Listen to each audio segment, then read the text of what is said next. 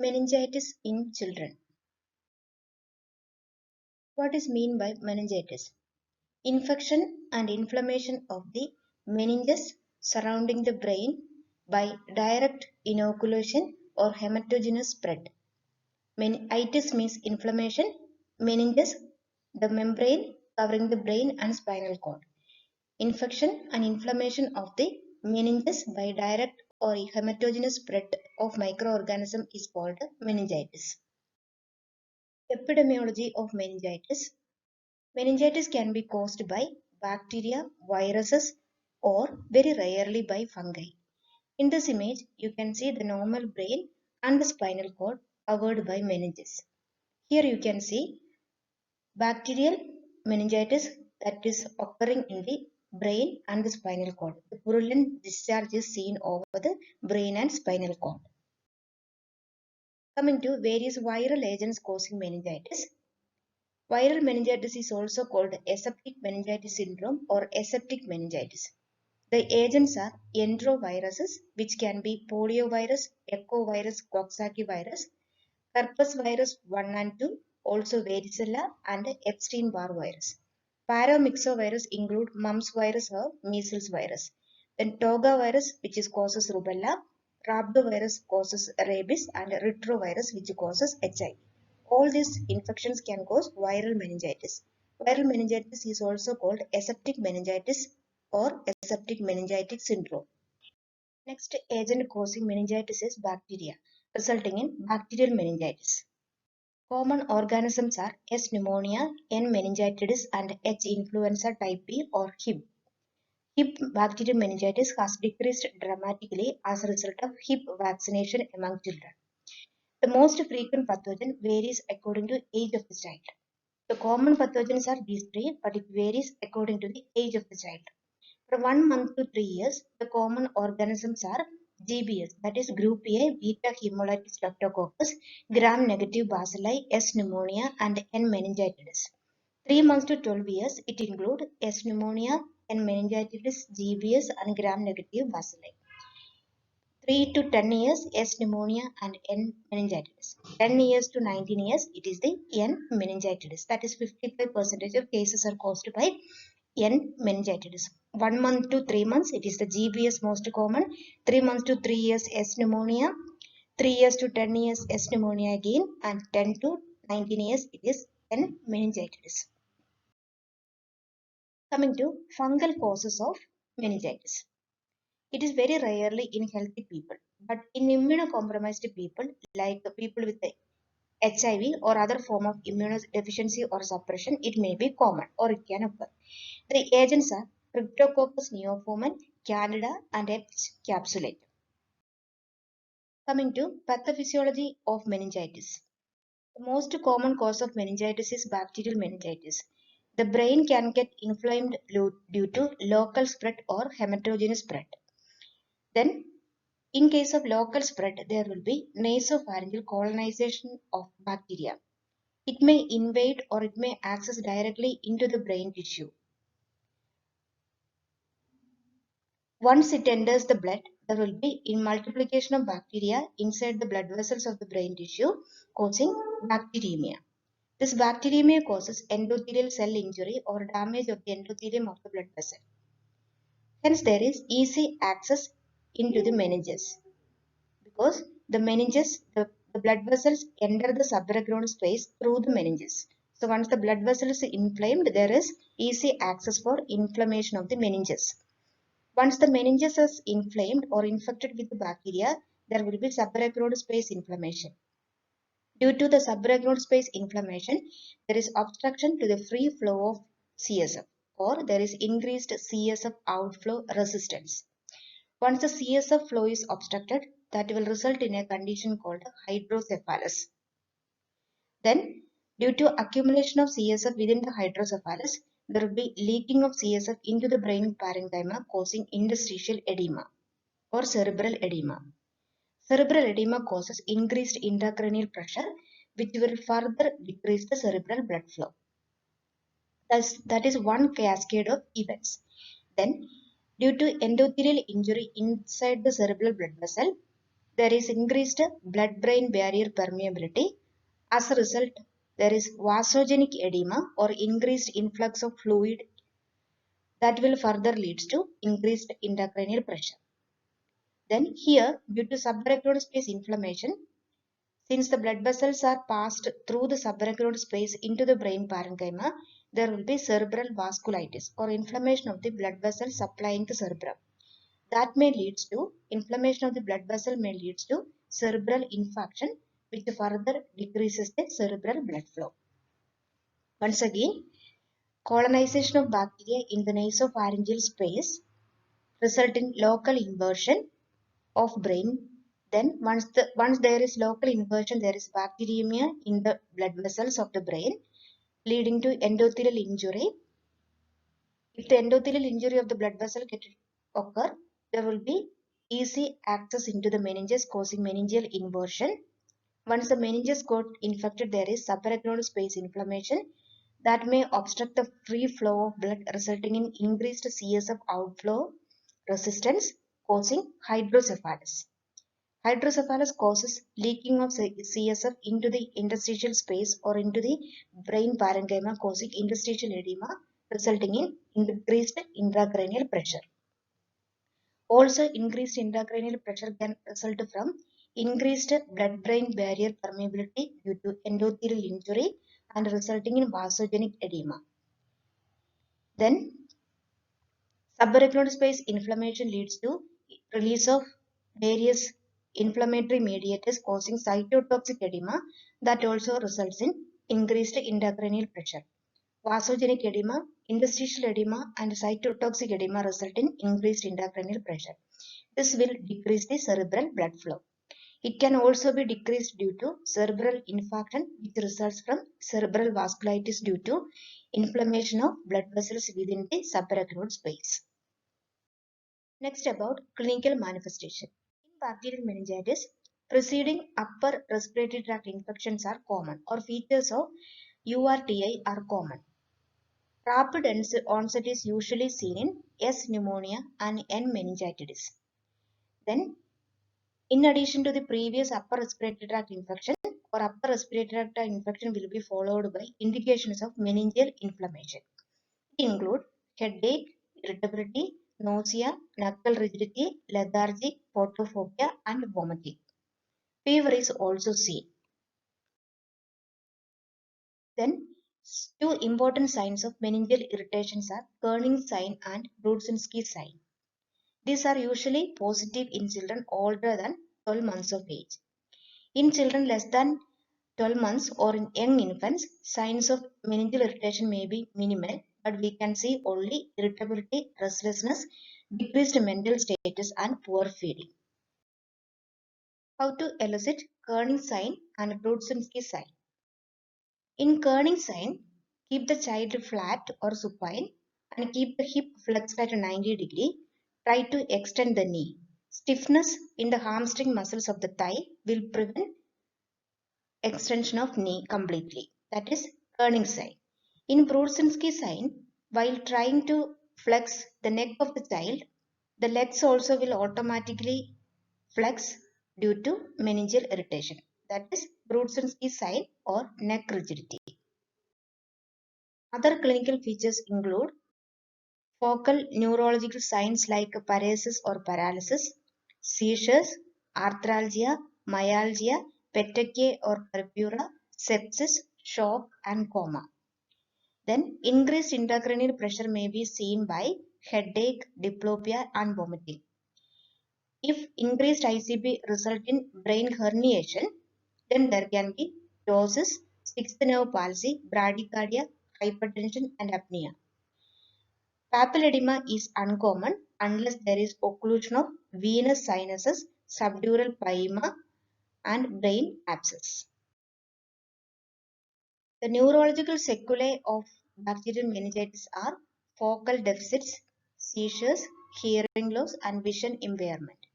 The most common permanent neurological damage is hearing loss, that is sensory neural hearing loss. The complications are subdural effusion, intracranial infection resulting in subdural empyema and brain abscess, cerebral infarction, hydrocephalus, diabetes insipidus, and disseminated infections like arthritis and pneumonia. So far we have seen definition, causes, pathophysiology and clinical features of meningitis. Clinical features can be summarized as general features, neurological signs, and the complication. Now we will see diagnostic measures in CSF. The diagnosis, the first one is CSF study.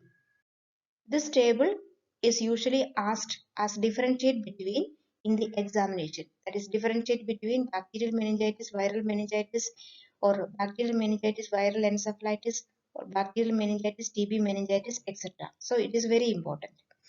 The CSF findings include the pressure, leukocytes, protein, and glucose in various CNS infections, as mentioned here. In bacterial meningitis, the CSF pressure will be increased.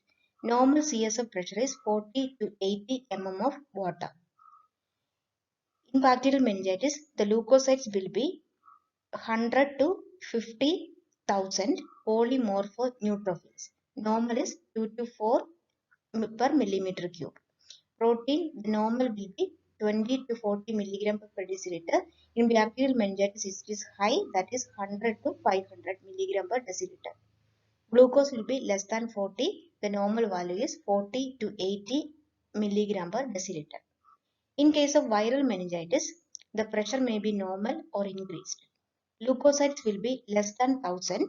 It will be increased but less than 1000 and it will be predominantly mononuclear type. The protein will be high but not as seen in bacterial meningitis. It is 50 to 100. The glucose will be normal or high. In bacterial meningitis, it will be definitely low, that is below 40.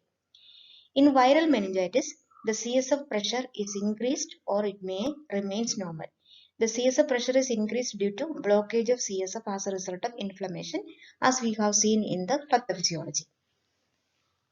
The leukocytes are increased in number due to inflammation. In viral encephalitis, the leukocytes will be less than 1000. Early inflammation, there is polymorphonuclear leukocytes. Later there will be mononuclear type. The protein will be high, averaging 50 to 100. Glucose may be normal or high. In case of TB meningitis, the pressure is increased in almost all cases. There will be leukocytosis ranging to 10 to 500, predominantly lymphocytes, and the protein will be high, 100 to 500, and the glucose will be low. In brain abscess, again, the pressure is increased. Leukocytosis can be seen with the lymphocytes. Protein will be high, 100 to 500, and the glucose will be normal. To summarize, in bacterial meningitis, pressure is definitely increased. Leukocytosis will be very high compared to other CNS infection. The protein will be high and the glucose will be definitely low compared to other CNS infection. The second diagnostic remedy is blood culture. Blood culture may reveal the responsible bacteria in up to 80 to 90% of cases. The CT scan is not usually indicated. If it is indicated, it will show other cranial abnormalities seen in children with bacterial meningitis like CSF or brain abscess. Coming to treatment. The treatment vary depending on the type of organism and also depending on the age of the child. In neonate, the treatment is started with the ampicillin plus cefotaxime. The cefotaxime is given to treat GBS, which is the most common organism in this age group, and also gram-negative enterics and penetrate the CSF. Ampicillin is used for effectiveness against Listeria monocytogen, another organism causing meningitis. While neonates are treated with ampicillin and cefotaxime, after neonatal period, infants and children are treated with third generation cephalosporin and vancomycin. Third generation cephalosporin include cefotaxime or ceftriaxone. Cefotaxime is given at 300 mg per kg per 24 hours every 6 hours. Cefotaxime is given 100 mg per kg per 24 hours as OD or 50 mg per kg per dose every 12 hours. If a child is allergic to third generation cephalosporin, he or she can be treated with chloramphenicol 100 mg per kg per 24 hours every 6 hours. Vancomycin is given for resistant S pneumonia and the dose is 60 mg per kg per 24 hours every 6 hours.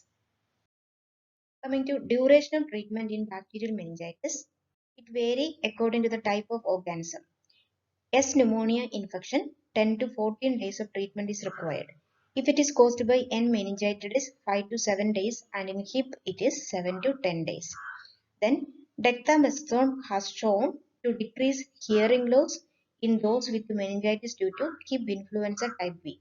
Already we have seen the permanent neurological sequelae of meningitis, especially caused by hip, is hearing loss, that is sensory neural hearing loss. So dexamethasone added to treatment with antibiotics causes decreased incidence, and it is given intravenously at a dose of 0.15 mg per kg per dose every 6 hours and for the first 2 days of treatment. Also, antibiotic prophylaxis of close contact to those with the meningococcal meningitis and H influenza type B is also indicated. Coming to prevention, vaccination and antibiotic prophylaxis of susceptible at-risk contact or in children represent the two available means of reducing the likelihood of bacterial meningitis. Bacterial meningitis can be reduced by proper vaccination and antibiotic prophylaxis of at-risk individual.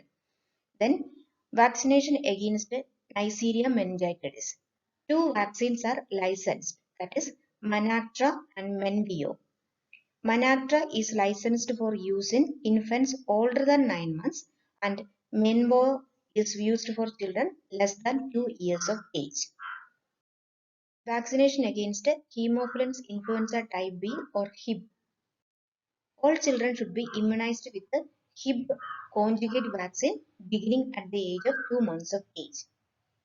Then streptococcal pneumonia, the vaccine is conjugate vaccine and it is recommended for children less than 5 years of age starting at 2 months of age.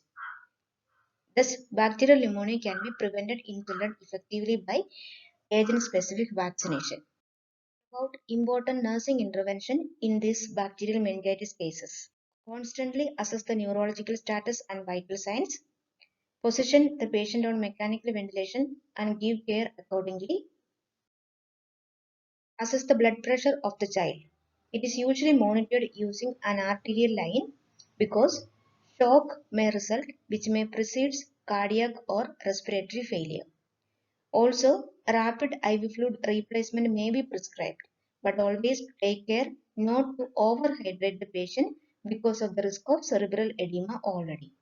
Then reduce the high fever to decrease the load on heart and brain from oxygen demands. Also, seizure is one of the common manifestation. So, protect the child or patient from injury secondary to seizure activity or altered level of consciousness. So, seizure precautions are required. Monitor daily weight, also serum electrolyte, urine volume, specific gravity, osmolality because SIADH is a complication. Also prevent other complications of immobility such as pressure ulcers and pneumonia. Institute infection control precaution until 24 hours after initiation of antibiotic therapy. The method of infection or method of contamination include oral and nasal discharge. Also inform the family about child's condition and permit the child's family to see the child at appropriate interval. Coming to prognosis, appropriate antibiotic therapy and supportive care as we have seen in nursing intervention have reduced the mortality rate to less than 10%. The highest mortality rate is due to pneumococcal meningitis and the most common complication is sensory neural hearing loss. Here is the end. I am so grateful for you. Thank you.